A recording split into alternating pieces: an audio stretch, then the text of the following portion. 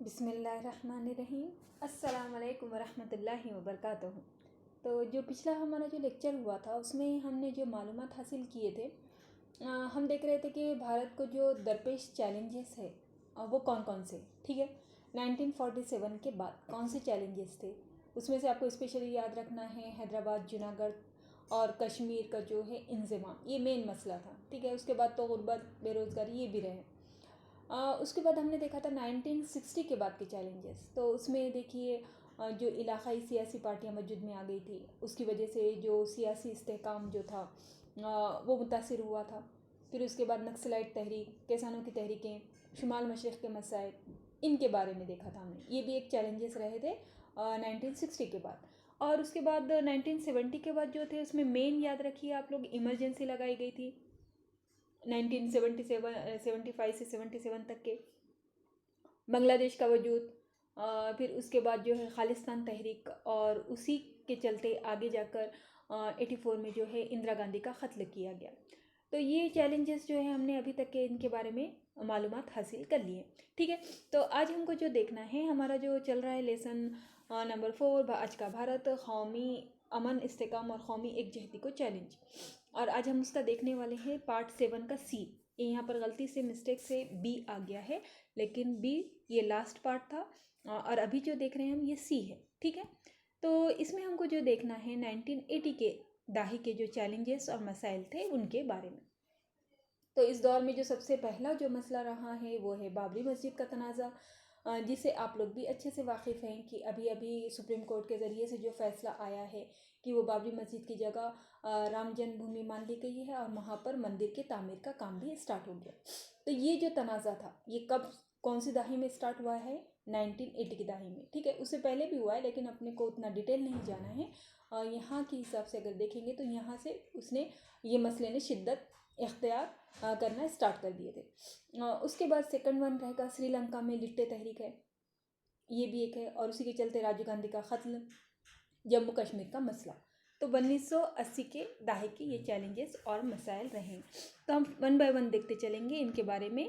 तो बाबरी मस्जिद का जो मसला है तो इसका कैसा रहा है कि जो गैर मुस्लिम थे उनका कहना था ये राम जन्मभूमि है, मुस्लिम्स का कहना है कि ये वहाँ पर कोई जगह ऐसी कुछ मूर्ति वगैरह नहीं थी, वहाँ पर जो है मस्जिद तामीर की गई थी और वो मुसलमानों की इबादत गाह है, ऐसा उनका। तो ये जो चीज़ थी इसको कुछ पॉलिटिशियंस थे उन्होंने उसको थोड़ी सी हवा भी दी और इसके चलते कैसा हुआ कि बाबरी मस्जिद का जो तनाज़ा है ये बहुत ही ज़्यादा शिद्दत से आगे बढ़ता गया। और इसका नतीजा ये हुआ कि ये 1980 के बाद इसमें मतलब शिद्दत आती गई, हाँ।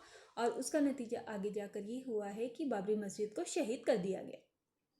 और यहाँ पर जैसे ही उसकी शहादत हुई पूरे मुल्क में ज़बरदस्त फसादात फूट पड़े, हर जगह दंगे फसादात हुए, लॉ एंड ऑर्डर का मसला पैदा हुआ। उसी के चलते मुंबई में आगे जाकर रेलवे में सीरियल बॉम्ब ब्लास्ट हुए। तो ये हालात रहे, ये एक बहुत बड़ा था। यानी कि कैसा हो गया था यहाँ पर, अब ये मज़हब चीज़ आ गई थी। मज़हब को बुनियाद बनाकर बाबरी मस्जिद का एक इशू बनाकर हिंदू मुस्लिम में नफ़रत पैदा की गई, उनमें फसादात हुए और उसमें ना सिर्फ क्या कहेंगे मुल्क का बल्कि हर एक मज़हब के लोगों का इसमें बहुत ज़्यादा नुकसान हुआ है, ठीक है। और उसकी वजह से मुल्क के सामने यानी कि हुकूमत के सामने भी एक बड़ा चैलेंज था कि अमन को क़ायम करना और ये जो कुछ भी मसला हुआ है इसे सॉल्व करना। और हम देखते हैं ये मसला तब से चल रहा है और अभी तक के, अभी जब के 2020 आ गया है तो अब ये 2019 में इसका कुछ फ़ैसला आया था, तब तक के तो ये केस कोर्ट में ही चलता रहा है। तो इस तरह से ये एक मसला रहा था। उसके बाद अगर हम देखेंगे तो ये जो है श्रीलंका में एक लिट्टे तहरीक थी। तो अब ये लिट्टे तहरीक क्या थी कि देखिए इनका जो है जो दिया वाला है फुल फॉर्म है लिबरेशन टाइगर ऑफ तमिल इलम, ठीक है।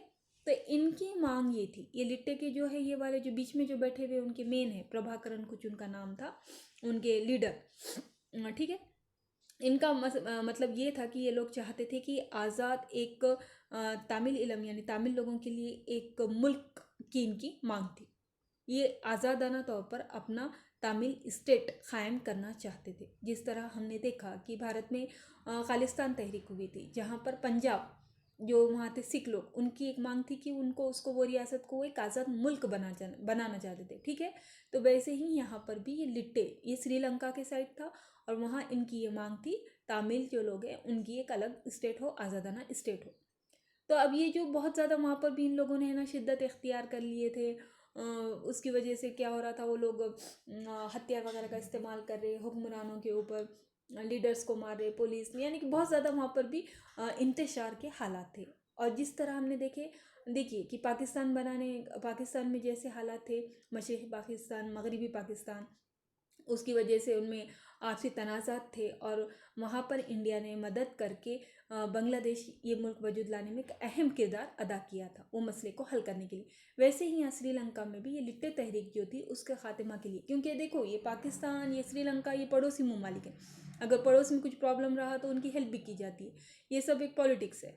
तो वैसे ही यहाँ पर भी क्या किया, इंडिया की तरफ से वहाँ पर ये तहरीक को ख़त्म करने के लिए फ़ौज भेजी गई और नतीजा ये फ़ौज, तो उसके ज़रिए से वहाँ पर उन्होंने वो तहरीक को ख़त्म कर दिया। लेकिन इसका नतीजा ये हुआ कि वो लिट्टे जो थे वो उस टाइम के जो वज़ीर आज़म थे राजीव गांधी, उनके दुश्मन बन गए। और उन्होंने क्या किया कि एक जो होता है देखिए खुदकश हमला, यानी कि अपने जिस्म पर बॉम्ब लगाना और रिमोट वगैरह रहता है, जाना और वो जिसको मारना है उसके पास जाकर अपने आप को उड़ा देना, यानी कि खुद भी उड़ जाते, सामने वाला भी उड़ जाता है।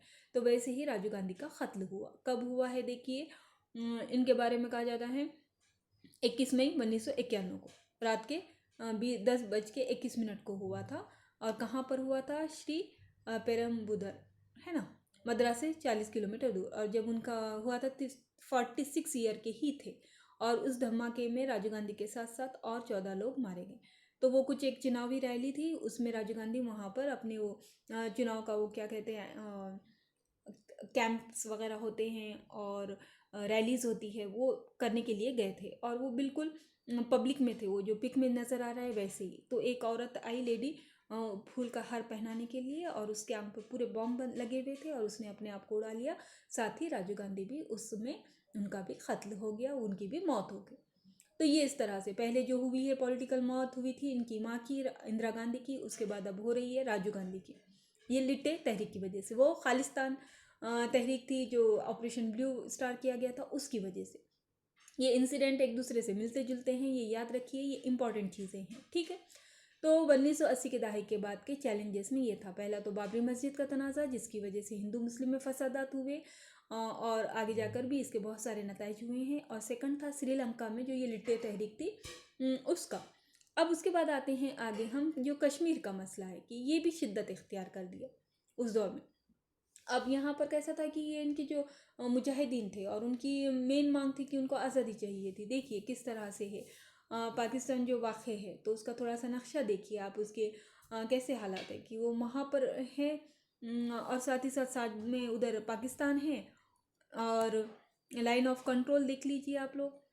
और साथ ही साथ यहाँ से मतलब एक सरहदी इलाके पर वाक़, और उसकी वजह से शुरू से जैसे मतलब जब से मुल्क आज़ाद हुआ है तब से कश्मीर का मसला रहा है। तो कभी यहाँ पर शिद्दत भी इख्तियार कर ली थी इसने 1980 के बाद। और इनका मेन था कि अलहाइदगी पसंद, और वो दहशत गर्दी करते थे। और उन्होंने अपनी जंग जो मतलब वहाँ पर जो दहशत गर्दी हुई है, तो उनका मेन मांग थी आज़ाद कश्मीर की। तो वो भी एक बहुत बड़ा मुल्क के लिए चैलेंज है, अभी भी है। और इसके बारे में हमको आगे के उसमें मेन जो चैलेंजेस है उसमें डिटेल में देखना है। तो अभी फ़िलहाल के लिए यहाँ के लिए इतना ही काफ़ी है, ठीक है। अब उसके बाद अगर देखेंगे हम, ये कश्मीर का मसला है, देखिए जैसे मुजाहिदीन है, किस तरह के वहाँ के हालात है, बहुत पेचीदा हालात हैं वहाँ। फिर उसके बाद है 1990 के दहाके के चैलेंज और मसाइल। अब 1990 के बाद क्या रहा कि माशी तब्दीली, सोशलिस्ट तरीक़ा जो था उसको तर्क कर दिया गया, माशी आज़ाद ख्याली का नज़रिया अपनाया गया। अब यहाँ से जो है मीन्स ज़्यादातर माशी जो है वो बहुत ज़्यादा हालात ये रहे, मतलब माशी हालात जो है उस वक्त के उनको कंट्रोल में लाने के लिए, यानी पसमानदगी की तरफ से बचाने के लिए, मुल्क की तरक्की के लिए, माशी तरक्की के लिए गरीबी के खात्मे के लिए, बेरोज़गारी के खात्मे के लिए ये क्या किया गया। उसके बाद 1990 के बाद एक नई माशी पॉलिसी अपनाई गई और जो एक सोशलिस्ट तर्ज था जिसमें हुकूमत ज़्यादा किरदार अदा करती थी और हर एक को रोज़गार मिले वगैरह, वो अलग किस्म का रहता था सोशलिस्ट। हमने इससे पहले आपको ये एक लेक्चर में डिटेल से बताए हैं। तो वो वाला तरीक़ेकार अब कम कर दिया गया, माशी आज़ाद ख्याली को अपनाया गया। यानी कि देखो इस तरह से रहता है, सोशलिस्ट में बताया वाला है, वो लगाते हैं फिर उसके बाद उनका पैसा फिर वर्कर्स काम करते हैं और वो जो है पैसा मेन जो है वो उसी के पास जाता है, हुकूमत के पास, और उन्होंने जो पब्लिक में है जो भी काम करने वाले हैं उनको दे देती है। तो ये इस तरह से रहता है सोशलिस्ट। लेकिन उसके बाद जो प्राइवेटाइजेशन किया गया, यानी कि हर कोई उसमें अपने मर्ज़ी के हिसाब से बिज़नेस खोल सकते हैं और बहुत सारे फैक्टर्स को क्या कर दिया गया है, प्राइवेट में डाल दिया गया है। जैसे कि देखिए इलेक्ट्रिसिटी बोर्ड पहले गवर्नमेंट के अंडर हुआ करती थी, लेकिन अब उसको प्राइवेट कर दिया गया। ये स्कूल कॉलेजेस जो थे ये भी पहले पूरे के पूरे गवर्नमेंट अंडर होते थे, लेकिन आज प्राइवेट स्कूल भी खुल गए हैं।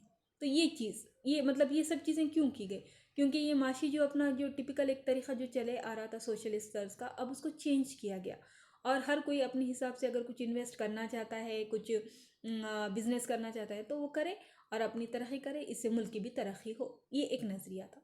ओपन मार्केट सिस्टम अपनाया गया कि गैर मुल्क के भी यहाँ पर आकर बिजनेस कर सकते हैं ताकि यहाँ के लोगों को भी रोज़गार मिले। तो ये तरीक़ेकार अपनाया। क्यों अपनाया, इसका रीज़न क्या था कि 1990 के बाद जो है माशी हालात ख़राब होते जा रहे थे और इनको ट्रैक पर लाने के लिए इस तरह की चीज़ें अपनाई गई। ठीक है, तो इसके बाद जो है अगर हम देखेंगे आज मौजूदा दौर के जो चैलेंज और मसाइल हैं तो वो उसमें से देखिए अब यानी कि लास्ट पिछली दहाई में जो रहे अभी अभी हम अपने को है ना यहाँ तक क्या ना, यानी आज करंट में भी अपने मुल्क को क्या चैलेंजेस है, क्या मसाइल है, हमको ये भी देखना है। और ये सिर्फ देखो आप किताबी नुक्ते नज़र से मत देखो, एक ये सब चीज़ें नॉलेजेबल है और मेन ये है कि ये हमारे मुल्क से ताल्लुक़ है और आज से ताल्लुक़ है। ऐसा भी नहीं है कि पास्ट से ताल्लुक़ है, इसका आज करंट से ये रिलेटेड है। तो हम जहाँ रह रहे, हम जिस मुल्क में रह रहे, उस मुल्क के सामने क्या मसाइल है, किस तरह के प्रॉब्लम्स है, ये हमको पता होना चाहिए। और ये अवेयरनेस अगर आप में रहेगा तो आगे के लिए भी आपको बहुत ज़्यादा यूज़फुल है। एक तो देखिए हम आपको बार बार बोलते हैं कि आपका नॉलेज जब बढ़ेगा तो आप में कॉन्फिडेंस आएगा, आपके इल्म का आपको आगे भी फ़ायदा होगा, कॉम्पिटिटिव एग्ज़ाम में होगा। तो इस लिहाज से ये सब चीज़ें बहुत इम्पॉर्टेंट है। अब पिछली दहाई में जो रहा है मसले, तो भारत में अमन व अमान कायम करना ये एक बहुत बड़ा मसला रहा है। अब कैसे, वो हम आपको आगे के लेक्चर में बताएंगे। माशी तरक्की, समाजी तहजीबी मसाइल, माशी तरक्की का मसला है, यानी कि जो कोशिशें हो रही माशी तरक्की की, लेकिन हुई है क्या पूरी कंप्लीट नहीं। समाजी तहजीबी मसाइल ये भी है आज, कौमी इस्तेहकाम का मसला, मजहबी इलाक़ाई मसाइल, माशी अदम मसावत, इंतहा पसंदी, ये लास्ट दहाई तक के मसाइल रहे हैं। और आगे कौन से मसाइल आज भी जो मौजूद हैं उनके बारे में हमको नेक्स्ट लेक्चर में मालूमात हासिल करनी है। ठीक है, तो आज जो हमने समझाए हैं तो ये तो अल्हम्दुलिल्लाह हमारा पूरे मतलब पिछली दहाई तक के जितने भी मसाइल थे वो पूरे कंप्लीट हो चुके हैं। अब हमको जो देखना है, अब जो मेन भारत की कौमी तामीर में जो दरपेश मसाइल और चैलेंजेस है 3 किस्म के हैं वो, तो उनके बारे में हम इंशाअल्लाह ताला नेक्स्ट लेक्चर में मालूमात हासिल करेंगे। ठीक है, फिर चलिए, अस्सलाम वालेकुम वरहमतुल्लाहि वबरकातुहू।